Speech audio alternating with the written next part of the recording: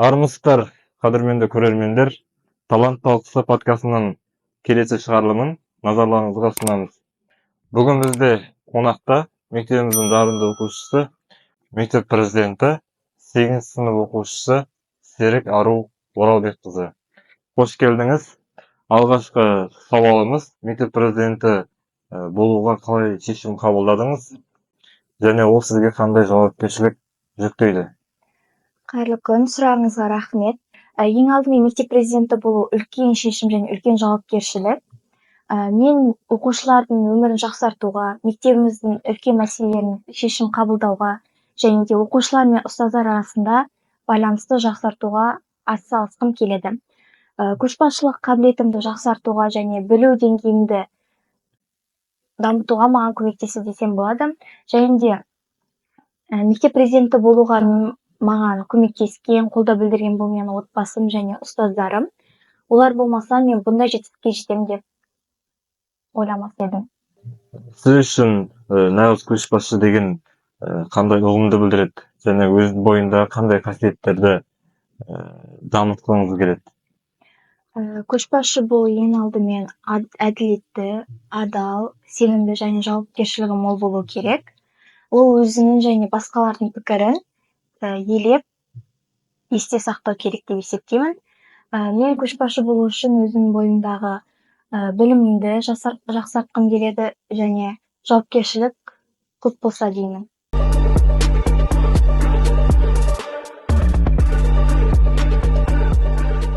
Қазір мектеп парламентінде қандай фракциялар жұмыс жасайды және қандай бағыттарға басымдық беріледі? Яғни парламентте бірнеше фракция жұмыс жасайды. Өздеріңіз білетіндей, президенттен тыс 8 немесе 9 одан да көп фракциялар болады. Бізде құқық және тәртіп фракциясы, ақпарат фракциясы, қамқорлық фракциясы, еңбек және бақыт фракциясы, дебат, спорт фракциялары өте көп. Және олар өздерінің жобалары бойынша шаралар ұйымдастырады және олардың бірге жұмыс жасауына мен көп көңіл бөлемін. Қазір мектеп парламентінде қандай нақты жобалар жүзеге асуда және ол оқушыларға қалай әсер етіп жатыр? Қазіргі таңда мектебімізде 5 күнге 5 шара жобасы ұйымдастырылуда және парламентпен осы жоба бойынша ұстаздармен бірге жұмыс жасаудамыз. Бірінші дүйсенбі күні ұлттық өнер рухани қазына тақырыбында оқушыларға үзіліс уақытында әндер, қазақи әуендер, ұлттық аспаптарда күйлер шырқалатын болады. Ал сейсенбі күні ұлттық поэзиядағы дәстүр жалғастығы тақырыбында оқушылар ақын жазушылардың өлеңдерін немесе өз жаддарынан шығарған тақырыптағы өлеңдерін радиотап арқылы оқып береді. Сәрсенбі күні ұлттық салт-дәстүр, яғни ата-бабамыздан мирас болып қалған салт-дәстүрлерімізді сақтау үшін оқушылар қазақ халқының ұлттық тағамдарын дәріптей отырып көріністер көрсетеді. Бейсенбі күні ұлттық қолөнер тәрбие көті тақырыбында оқушылар ұлттық қолөнерлерден ұл балалар қамшы тоқып, арқан езетін болса, қыз балалар ұлттық бұйымдар жасайтын болады. Ал жұма күніне келетін болсақ, ұлттық ойындар мен ұлттық киімдер киілетін болады. Бұл күні өздеріңіз білетіндей ұлттық ойындар 5 ақтық, арқан тартыс, 9 құмалақ сияқты ойындар ойнатылатын болады. Бұл оқушылардың ұлттық құндылықтарымызды дәріптеуге және біздің құндылықтарымызды елеп, ескеріп жүруге көмектеседі. Яғни оқушылардың әрбір күні бір аптадағы бос өтпейді, ұлттық құндылықтарға бағытталған нақты шаралармен жүргізіледі. Иә, үзіліс уақытында осы шаралар ұйымдастырылатын болады.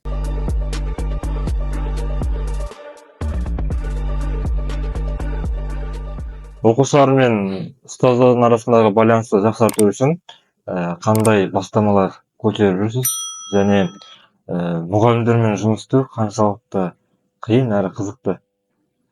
Ұстаздар мен оқушылар арасындағы байланысты түзеу үшін, нығайту үшін мен ең алдымен диалог алаңдарын құрар едім және ашық пікірталас жасауға болатын еді. Бұл оқушылар мен ұстаздардың арасындағы байланысты жақсартар еді. Ұстаздармен жұмыс жасау бұл өте қызықты, әлі тәжірибелі деп айтуға болады. Себебі ұстаздар өз білгендерін айтуға болады. Ал кейбір кезде көзқарастар келмей қалуы мүмкін, бірақ бұның шешімі бар деп есептеймін. Қазіргі таңда мектеп президенті ретінде мектепке қандай өзгерістер енгізгіңіз келеді осы туралы? Егер ондай мүмкіндік болатын болса, ең алдымен оқушылардың шығармашылық жағын және тұлғалық жағын қалыптастырар едім. Бұл арқылы оқушылар өздерінің болашақтарына деген қадамын нық баса алар еді деп есептеймін. Және тағы бір өзгеріс, оқушыларға үзіліс уақытында демалатын орын іздесек, сондай өзгерістер ұсынар едім. Яғни ол жерде кітап оқу бұрышы, демалу орны, қолөнер салатын, яғни сурет салатын, шығармашылықпен айналысатын жерлер жасау. Бұл арқылы оқушылар өздерінің психологиялық жағынан жақсартып, сабаққа деген қызығушылықтары артады деп есептеймін. Қазіргі таңда мектеп парламентінде қандай жетістіктерге жетіп жатсыздар және өзіңіздің жеке жетістіктеріңізге тоқталып кетсек, яғни жақында ауданда өткен мектеп президенттері арасында байқауда жүлделі 2-ші орын алдыңыздар. Сол байқау туралы және Ақкербез ансамблінің құрамында жетістіктерге жетіп жатсыздар. Осы туралы тоқталсақ. Жақында өткен сайысқа барған болатынмын. Бұнда мектеп көшбасшының деңгейін дамыту мақсатында мектеп президенттері қатысқан болатын. 20 мектептің үстінде 7 мектеп президенті қатысқан болатын. Ақкербез ансамбліне тоқталып кетсем, республикалық, облыстық байқауларға қатысып, 1-ші, 3-ші жүлделі орындармен марапатталған болатынбыз. Өзімнің жеке марапаттарыма тоқтала кетсем, жеткен жетістіктерім өте көп. Шығармашылық, өнер, пәндік олимпиададан ағылшын тілі бойынша 1-ші, 3-ші орындар алған болатынмын. Яғни оқумен қатар шығармашылық бағытта көптеген жетістіктерге жетіп келе жатсыздар. Әрмен қарай сол бағытта жұмыс жасап, зор жетістіктерге жетуге тілекшіміз.